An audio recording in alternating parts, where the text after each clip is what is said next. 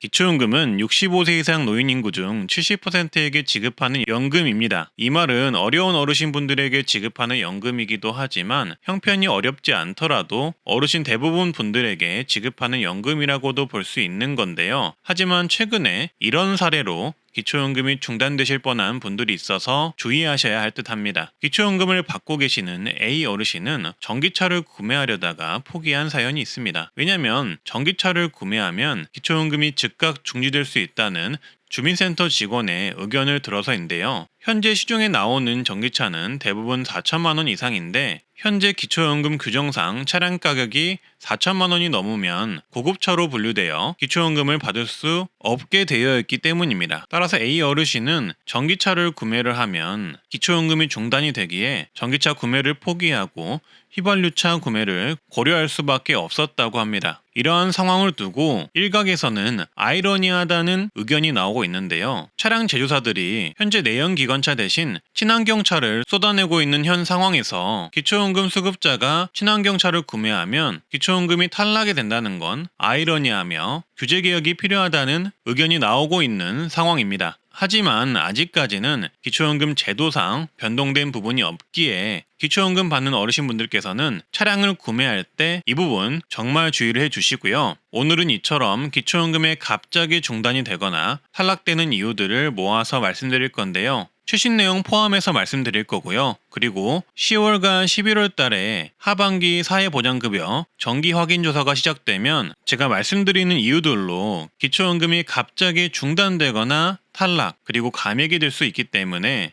해당 내용 들어보시고 유의하시면 좋을 듯 합니다. 작년 11월 인천 도심 빌라에서는 숨진 지 2년이 지난 70대 노인의 백골 시신이 발견되어 논란이 있었습니다. 그 이유는 숨진 어르신의 40대 자녀가 어머니의 기초연금을 부정수급하기 위해 2년이나 넘게 사망 신고를 안 했던 것인데요. 그때 40대 자녀가 어머니 대신 부정수급한 기초연금은 약 1,500만 원이나 되었다고 합니다. 그래서 최근 6월 1일 정부는 기초연금 부정수급 관리체계를 강화하겠다고 밝혔는데요. 일단 부정수급 예측 모형을 개발하고 비대면 조사 시스템을 확대하여 사후 관리 체계를 개선한다고 합니다. 그리고 기초연금은 25개 기관 84종의 외부 자료를 입수하여 수급자의 인적 변동 확인 조사 대상자 선정 등에 활용한다고 하고요. 건강보험에 요양급여 자료를 추가 연계하여 보다 더 정밀한 기초연금 수급 대상자 선정을 하겠다고 발표했습니다. 한마디로 부정수급을 잡기 위해서 더 강력한 시스템을 만들겠다는 거죠. 그래서 정부는 이런 기초연금 부정수급을 잡아내기 위한 시스템을 개발하여 하반기 중 추진할 계획이라고 합니다. 그리고 작년 기준으로 기초연금 부정수급은 54건이 발생했고 건당 평균 180만 원이 발생한 상황이며 부정수급이 의심되는 사망 의심 고령자 조사, 사실 이혼 등 관련 조사를 연간 3만 6천 건을 조사하고 있는 상황이라고 합니다. 결론적으로 다양한 기초연금 부정수급 사례 발굴은 국가 차원에서 점차 확대하고 있는 상황이며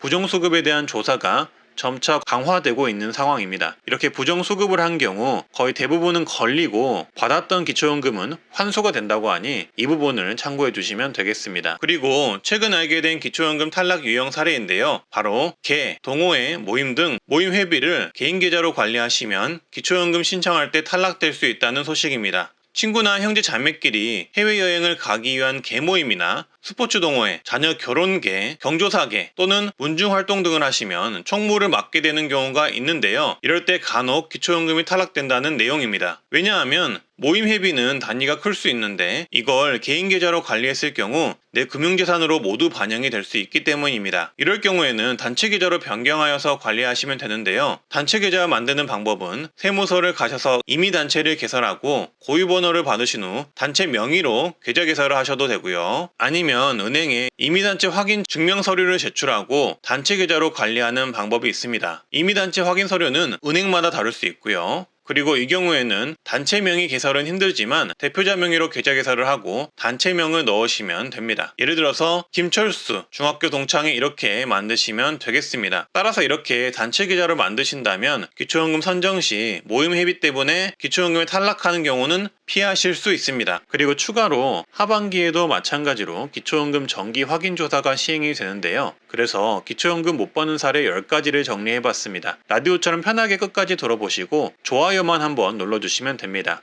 첫 번째는 특례시 거주기준 변경입니다.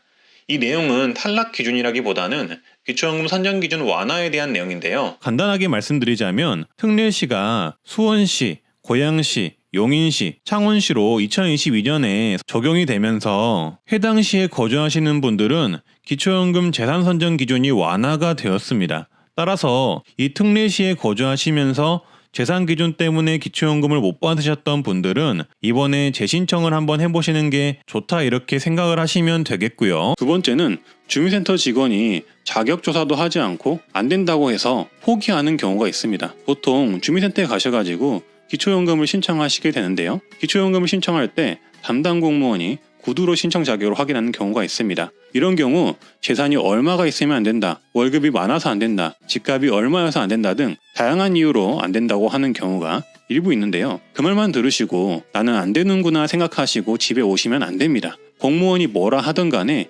무조건 신청부터 넣어보셔야 합니다. 기초연금을 지급하는 조건은 굉장히 까다롭고 번잡한 일입니다. 이거를 공무원의 짐작과 생각으로 선정 및 탈락 여부를 알 수가 없습니다. 따라서 공무원이 뭐라고 하든 간에 무조건 신청해 보셔야 합니다. 담당 공무원도 사람인지라 기초연금의 자세한 심사 기준을 일일이 다 체크할 수가 없고 본인의 소득과 재산을 계산할 수가 없습니다. 그러니 신청하시고 기다려 보시는 게 훨씬 더 옳은 판단입니다. 그리고 신청 접수를 하시고 탈락이 되셨다면 상세 내역을 확인할 수가 있는데요. 이것도 도움이 됩니다. 이 상세 내역을 확인해 보시면은 이때 내가 왜 탈락했는지 그 이유를 알 수가 있는데요. 만약에 그 이유가 개선이 된다면은 다시 신청을 해볼 수 있기 때문에 이 상세 내역을 꼭 확인하셔야 됩니다. 그리고 본인이 탈락한 이유가 해결이 됐다면은 꼭 다시 재신청을 해보셔야 되고요. 그리고 상세 내역을 봤을 때 잘못된 내용이 있거나 소득이나 재산이 변동이 되었을 때는 즉시 재신청해 보시는 게 좋습니다. 세 번째는 국외에 체류하는 경우 기초연금을 못 받을 수 있습니다. 국외 체류 기간이 60일이 넘어가면 바로 다음 달부터 기초연금이 정지가 됩니다. 자녀를 만나기 위해, 여행을 가기 위해, 아니면은 일 때문에 출장을 가기 위해 오랫동안 길게 외국에 나가시는 분들이 계실 텐데요.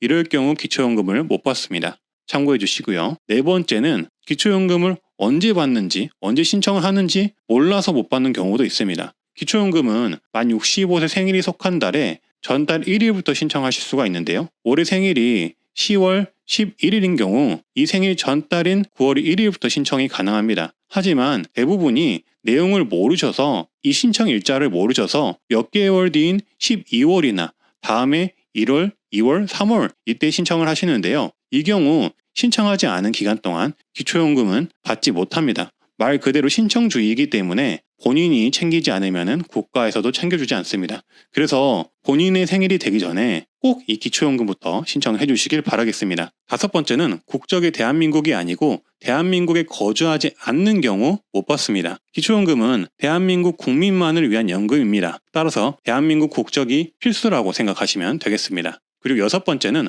고급 승용차가 있는 경우 못 받을 수 있습니다. 배기량 3000cc 이상의 차량가액 4천만 원 이상의 고급 승용차나 이륜차 즉 오토바이를 소유한 경우 차량가액 100%를 반영하기 때문에 기초연금을 못 받는 경우가 생길 수가 있습니다. 어떻게 보면은 기초생활수급자가 차량 때문에 생계급여를 못 받는 사례와 약간 유사하다고 보시면 됩니다. 여기서 배기량 3000cc 이상이면은 고급 승용차로 판단이 되고 그게 아니더라도 차량가액 4천만 원 이상이면은 고급 승용차로 판단이 되기 때문에 이 부분 참고를 해주시고요. 예외사항으로는 고급 승용차이지만 연식이 10년 이상 되었거나 생업용 차량은 일반 차량으로 인정이 된다고 하니 이 부분을 참고해 주시고요. 그리고 장애인과 국가유공자는 한 대까지 고급 승용차는 인정해 준다고 하니 참고해 주시면 되겠습니다. 그리고 일곱 번째는 기초생활수급 어르신으로 생계급여를 받는 경우 기초연금을 못 받을 수 있습니다. 더 정확히 말씀을 드리자면 기초연금을 신청해서 받을 수는 있으나 기초연금을 받으면 그만큼 생계급여가 줄어들기 때문에